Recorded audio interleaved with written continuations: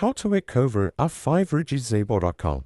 It is very quickly and very easy, okay? First of all, I will point out that I'm doing the process on computer, but you can do the same process on your phone, on mobile, okay? So I searched a little bit and I found the answer, okay? The Fiverr is saying that once an account is temporarily disabled, the customer needs to wait for the trial period, okay? Which can take upwards of 90 days. And yes, you need to wait approximately 90 days to recover your Fiverr account, okay?